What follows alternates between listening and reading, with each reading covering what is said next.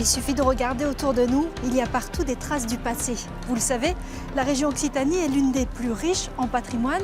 Mais si vous croyez que le patrimoine, c'est juste une histoire de vieilles pierres, eh bien vous vous trompez. C'est aussi une histoire de passionnés qui tout à coup se retroussent les manches pour le sauver et le faire vivre. Ils s'appellent Andy, Micha, Laurent et Alain. Ce sont des héros du patrimoine et on part ensemble les rencontrer aux quatre coins de la région.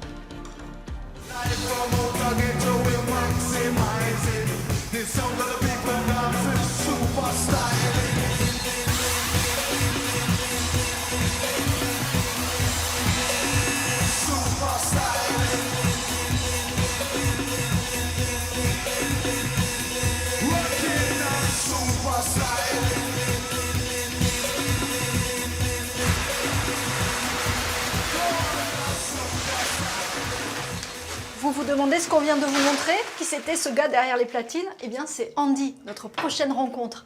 Ce DJ anglais a passé sa vie à mixer dans le monde entier. Maintenant il moue ici dans le tout nouveau moulin de Durban. On discutera avec lui tout à l'heure. Mais d'abord, le début de l'histoire et le vrai héros de l'histoire, c'est Alain.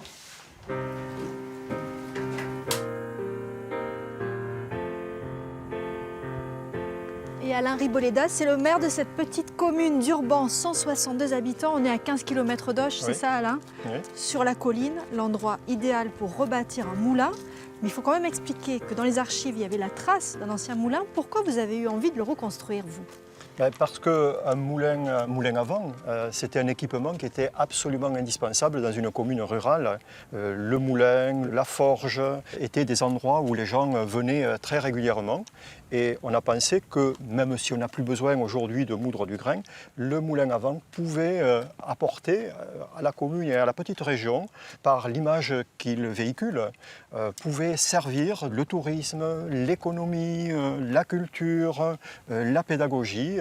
Oui, parce que c'est quand même très très attirant quand on le voit tourner. On a pu le découvrir. Et ça attire aussi tous les habitants du village, hein. Tout le monde vient pour participer à l'opération. Voilà, parce que bon, faire tourner le moulin, ça demande quand même, on ne peut pas seul, s'il ne s'agit pas d'appuyer sur un bouton et de faire tourner le moulin, donc il faut quand même du monde, il faut mettre les voiles, il faut, etc. Effectivement, ça fédère, pas que les gens de la commune, les gens également aux alentours, on le voit de très loin, et quand il fonctionne, les gens sont attirés un peu par ce mouvement des ailes. En fait, au départ, il ne restait que le rond du moulin, voilà. C'est ça, au sol. C'est voilà. tout ce qui restait. Non, il ne restait que le rond. Donc il a fallu effectivement voir un peu ailleurs ce qui se passait, comment étaient les moulins, puisqu'on l'a reconstruit. C'est un moulin gascon. Tout est authentique. On n'a pas voulu faire un décor de moulin. Et on veut surtout un moulin qui fonctionne. Et c'est quoi ce grand morceau de bois que l'on voit derrière? Alors, le grand morceau de bois, en fait, c'est le tronc d'un arbre qui sert de queue, puisque le moulin tourne. Donc c'est l'ensemble du toit et du mécanisme de meunerie et les ailes bien sûr que l'on oriente en fonction du vent. Donc ici on a deux vents, on a le vent d'OTAN qui vient de l'est et le vent de l'ouest et on se sert de la queue pour déplacer le mécanisme.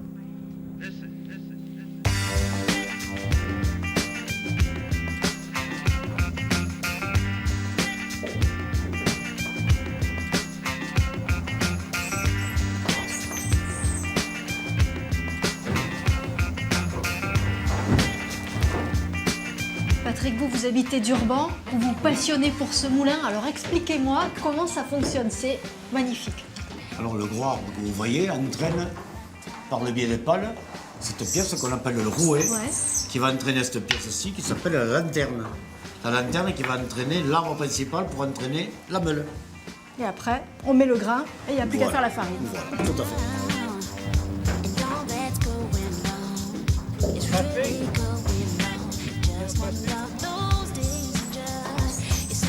Et celui qui vient moudre ici, c'est Andy. Cet ancien musicien a découvert le Gers, il a adoré et vendu ses droits d'auteur pour acheter une ferme. Il cultive des céréales anciennes, bio, dans le respect de la terre et fabrique une partie de son pain avec la farine du moulin de Durban.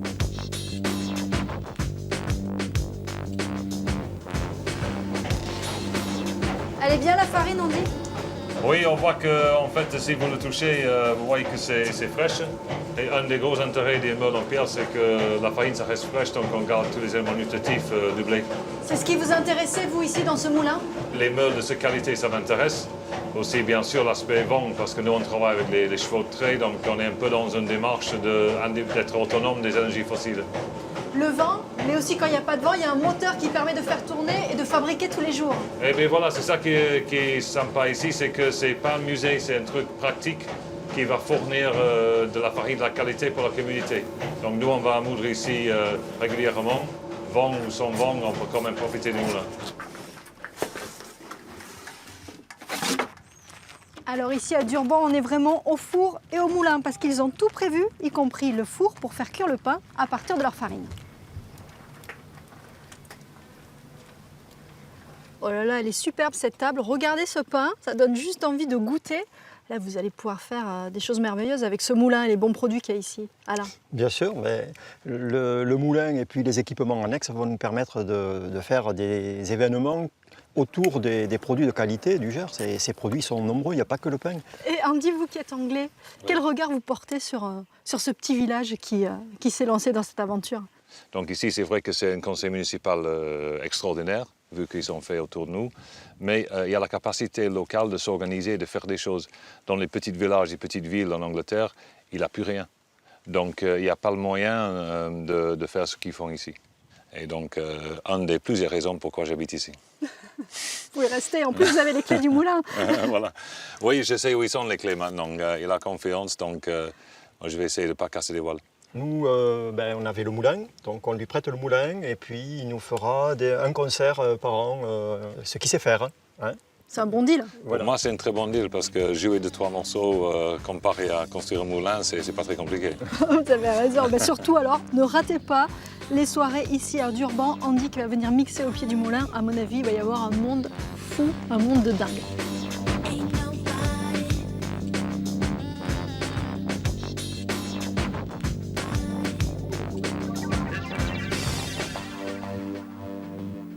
Et maintenant, destination le Tarn, avec l'incroyable histoire d'un peintre qui a métamorphosé les églises de la région. Je monte vers le petit hameau de la Morinier et avant d'arriver, il faut absolument que je vous dise quelques mots de la vie de Nicolae Grechny, une vie digne d'un roman, vous allez voir. Alors chez les Grechny, on peint des icônes depuis des générations, c'est une famille d'origine russe orthodoxe. Nicolae, lui, est né en 1912 en Estonie. Et pendant la Seconde Guerre mondiale, il va devenir espion pour le Vatican. C'est en fuyant le nazisme qu'il arrive ici. Dans le Tarn, il va découvrir cet endroit totalement paumé, en ruine, va en tomber amoureux. Et c'est là que sa vie et son œuvre vont prendre un nouveau départ.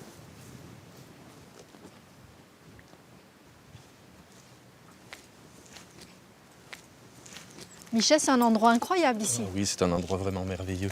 Vous êtes le fils de Nicolae. Voilà, je suis le fils de Nicolae. Vous avez pris la suite de votre père, Oui, ici tout à à la fait. Morinier. C'est vrai qu'il a reconstruit ce hameau pierre après pierre. Oui, quand il a acheté ce hameau, c'était un tas de ruines. Voilà, donc il a acheté ça au lendemain de la guerre et il a rebâti tout ça. Il disait qu'il voulait se réenraciner ici. Tout à fait.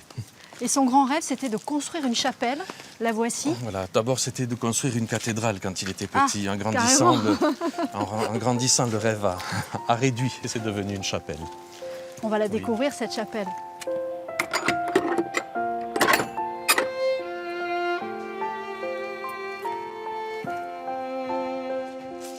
Cette chapelle, en fait, Micha, elle résume toute la vie de votre père, parce que chez les Grechny, art et foi sont intimement liés.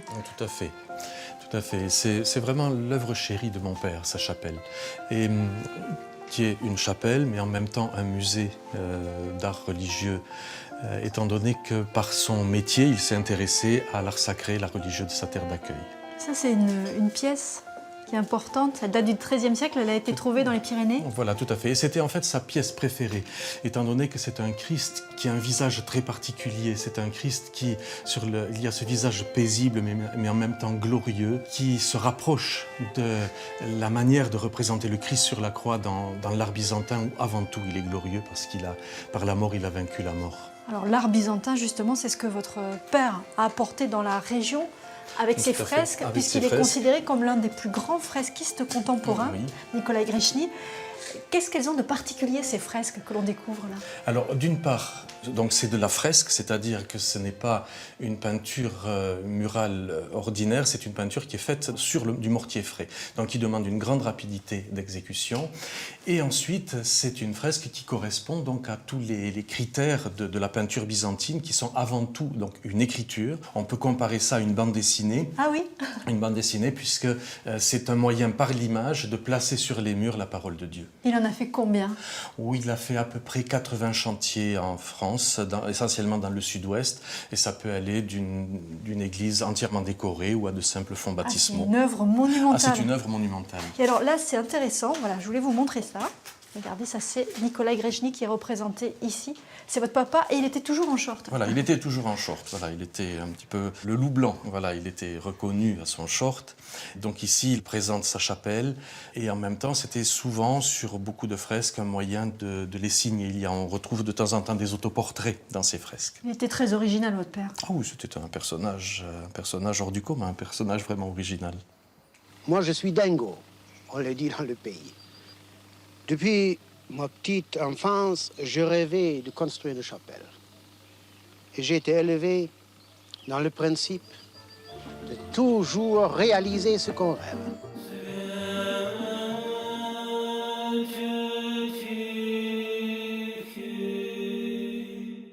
Entre 1950 et 1985, date de sa disparition, le fresquiste Nicolae Grechny réalise près d'une centaine d'œuvres, comme ici, dans l'église d'Alban. Tout le monde est intrigué par ce drôle de bonhomme qui transforme les modestes édifices en chapelle sixtine.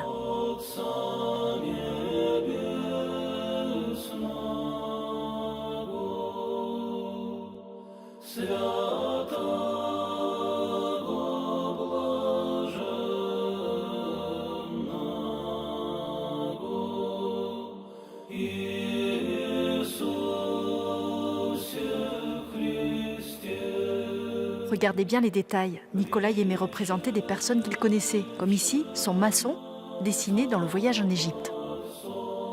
Des œuvres monumentales qui ne rapportaient pas beaucoup d'argent. Son épouse, Marie-Thérèse, en sait quelque chose. Les prêtres pouvaient dire que j'étais la femme à sous de la maison, parce que il a fait un grand chantier, le plus grand chantier, c'est Châtel-Guyon, c'est vraiment imposant. Et un prêtre m'a écrivait des fresques qu'il a faites pour une bouchée de pain. Il vivait au jour le jour, très simplement. Puis il a bien fallu qu'il mette les pieds sur la terre. Vous l'avez aidé et vous étiez artiste vous aussi. Oui, et dans les années 70, vous avez eu une idée. En fait, créer des stages ici, faire venir des gens à la Morigny. Beurrez doucement comme une tartine. Hein? Voilà, très doucement. Allez-y, d'abord, doucement. Et il fait pénétrer comme ça. Voilà comment fait le maçon. Hein? Voilà, le mortier est prêt. Il est à point. Nous allons poser le calque. Et nous allons donc procéder à calquer notre dessin dessus. Tenez-le bien. Non, on ne fait pas avec de l'eau, mademoiselle. On fait à sec. Les anciens utilisaient un petit sachet et ils calquaient comme calquait votre grand-mère quand elle se fabriquait sa culotte, hein, avec un sachet. Elle calquait la coupe. Hein. Allez, hop, voilà. Quand vous avez votre dessin, voyez. En 8 heures, ça doit être fini. Après, la couleur n'est plus résorbée. C'est le véritable fresque. Hein? C'était un peu particulier quand même de vivre ici à la Morigny, on est loin de tout. Loin de tout, oui. Eh ben, c'est lui qui avait trouvé, qui voulait être tranquille, qui avait trouvé un petit coin loin du monde, entre deux tunnels, ce qui ne facilitait pas les choses. Ces stages que nous organisons, nous espérons qu'il apporte beaucoup de choses à ceux qui viennent. Et pour nous, c'est une ouverture au monde. Nous vivons ici un peu au bout du monde. Et je prépare comme ça aussi l'avenir pour mes mioches qui vont continuer à vivre ici et j'espère qu'ils continueront notre tradition.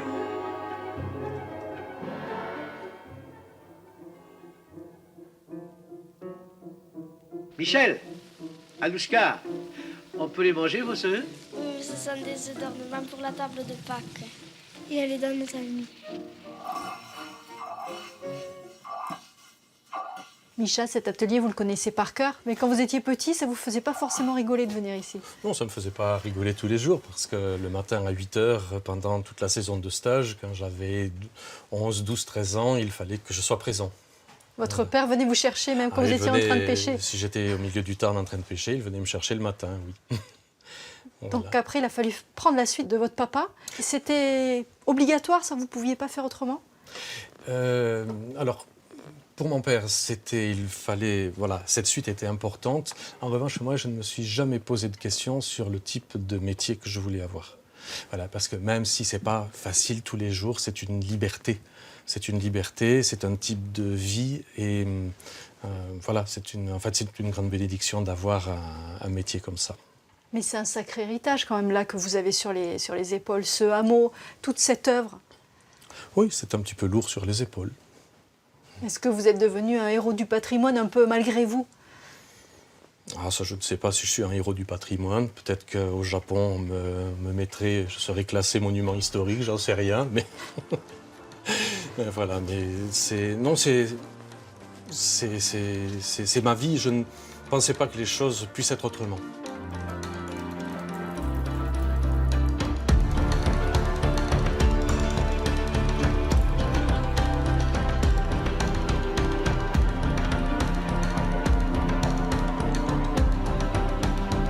Une nouvelle aventure, un autre héros, un moment surréaliste.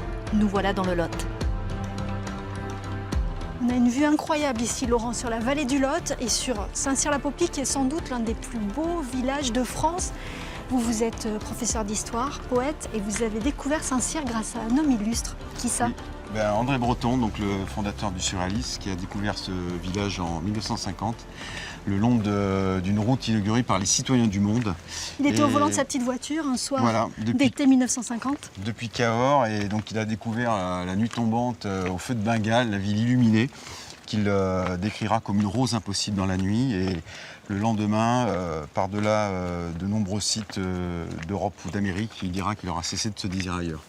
Une rose impossible dans la nuit. Il a tellement aimé Saint-Cyr, André Breton, qu'il va décider d'y acheter une maison. Oui, donc dès l'année suivante, 1951, il fera tout pour avoir une maison et il acquérera l'ancienne demeure du peintre Henri Martin, donc où il accueillera durant les étés ses amis, donc dans l'ancienne auberge des mariniers, comme certains disent qu'elle s'appelait avant. Le surréalisme est un mouvement qui est né dans les années 20. Il laisse une grande part au rêve et veut abolir tous les dictats. André Breton est le chef de file de ce courant artistique qui rassemble Dali, Antonin Artaud, Paul Éluard et de nombreux artistes avant-gardistes. Allez, un petit souvenir pour la route. Laurent, cette maison en 2013, elle intéressait fortement un riche collectionneur américain. Pourquoi vous vous êtes dit, ce n'est pas possible qu'elle parte dans le privé, il faut qu'elle reste une maison publique? L'idée, c'était, après la disparition de l'appartement de Breton à Paris, 42 rue Fontaine, qu'il puisse rester un lieu avec la formule du surréalisme, ce fameux lieu qu'il appelait le point sublime, où toutes les contradictions pourraient être dépassées grâce à la poésie, aux arts et puis à la fraternité en général, quoi. Donc vous vous êtes battu, énormément battu, pour arriver au bout de ce projet. Plus de 3 ans de travail. Comment on se sent dans ces moments-là quand on se lance dans un tel défi? Alors d'abord, c'était avec beaucoup de découragement parce que effectivement le prix était élevé, il a fallu rencontrer beaucoup de personnes, d'institutions, émouvoir beaucoup de gens. Donc il y a eu des moments d'abattement, des moments de très belles rencontres aussi. Qu'est-ce qu'elle représente, cette maison, dans l'histoire du surréalisme, qui est un mouvement qui a marqué le XXe siècle, mais aujourd'hui les gens connaissent le mot et ne savent pas forcément ce que c'est. Justement, l'idée, c'est de revivifier le surréalisme et moins d'en faire un musée que, effectivement, un centre de recherche, un centre de création contemporain sur la mémoire du surréalisme, notamment après-guerre, avec tous ces gens qui sont passés ici, comme Benjamin Perret, comme Juliette Gréco, comme Max Ernst, comme Jean Benoît, et toutes sortes de surréalistes du monde entier, des amis de Breton qui sont venus ici, Saint-Cyr-la-Popie dans le Lot. Il y a une photo très célèbre, justement, on découvre cette maison avec les amis de Breton qui sont à la fenêtre. On voit bien sûr Elisa, son épouse, on voit donc Benjamin Perret qui fait un signe, il y a Jean Benoît, il y a Mimi Parent et autres. Effectivement, cette maison était plus une maison poème en fait qu'une stricte maison de résidence. Il y a beaucoup de jeux surréalistes qui ont été inventés ici durant leur passage l'été. Justement, Laurent, à propos de jeu, je vais vous en proposer un. Je vais vous dire des mots en lien avec cette maison et vous allez me dire ce que ça vous évoque. On va commencer avec moule à gaufres et c'est pas une insulte du capitaine Haddock. Oui, même si c'est de l'humour noir, et effectivement, c'est une invention d'André Breton, et la collection de moules à gaufres faisait partie à la fois de son inspiration poétique, des objets qu'il allait chercher dans les brocantes, que ce soit à Paris avec Claude Lévi-Strauss ou ici dans la campagne, et ça donnait lieu à des jeux ou tout simplement une décoration dans la maison. On continue avec Agathe.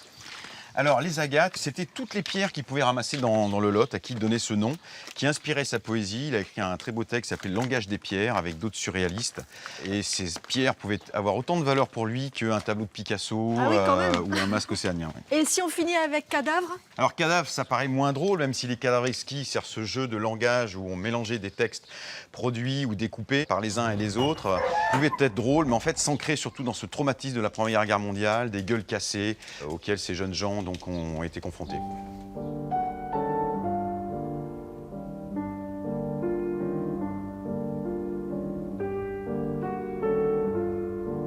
Cette maison est un rêve. Nous ne lassons pas de penser qu'elle est dans un des plus beaux sites du monde. De même que la poésie doit être faite par tous, ces objets doivent servir à tous. On a rêvé en outre d'un lieu aussi réduit qu'on voudra, mais d'où l'on aperçoive, sans se pencher, les plus grandes, les plus audacieuses constructions en cours dans la tête des hommes. D'un lieu où l'on puisse surmonter la vue rétrospective qu'on est accoutumé à avoir de la création artistique, par exemple. D'un lieu minuscule, mais illimité, d'où l'on puisse jouir d'un regard panoramique sur tout ce qui se découvre et en même temps se dire. On a rêvé d'un paradis des livres, du livre d'images des enfants au livre d'images des poètes, aux confins de l'utopie et de la vérité, c'est-à-dire en pleine vie. Ce paravent, Laurent, c'est une sorte de cadavre exquis visuel en fait. Oui, tout à fait. C'est un collage et d'après l'antiquaire, chez qui on a réussi à le sauver au dernier moment alors qu'il devait partir dans un musée en Floride aux États-Unis. Donc tous les amis artistes, surréalistes qui seraient passés dans cette maison auraient chacun mis leur touche et pour créer cette œuvre incroyable, à la fois collective et anonyme. La poésie et les arts doivent être faites par tous, selon la fameuse formule de Lautréamont qu'adorait Breton. Mais qui a travaillé là-dessus? Alors, on pense que, d'après l'antiquaire, il y aurait des gens comme Juliette Gréco, comme Man Ray, comme Max Ernst, ou la peintre Toyen, ou peut-être Joyce Mansour aussi, et Breton, et Elisa, bien sûr. Encore dans son jus, cette maison va être réhabilitée. Elle va devenir un lieu de mémoire, de recherche et de création. L'idée est bien sûr de proposer des événements toute l'année. Comme à l'époque du poète, elle accueillera aussi des artistes en résidence, à l'image de ces jeunes Sud-Américains venus présenter leur performance à Saint-Cirque.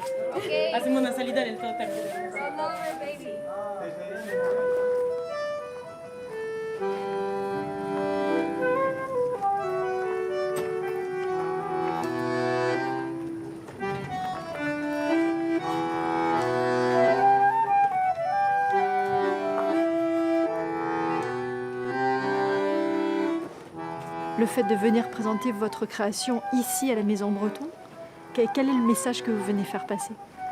C'est reconstituer une histoire, travailler sur la mémoire, sur tisser des liens, non? Au-delà des continents. On considère qu'on est tous des enfants de la Terre, qu'on fait tous partie de la même Terre, et au-delà du temps et de l'espace. Et donc je crois que pour nous de revenir ici, c'est aussi de pouvoir retisser ces liens et qu'ils aient une portée, en fait, autour de changer la vie, transformer le monde, de pouvoir ouvrir d'autres horizons.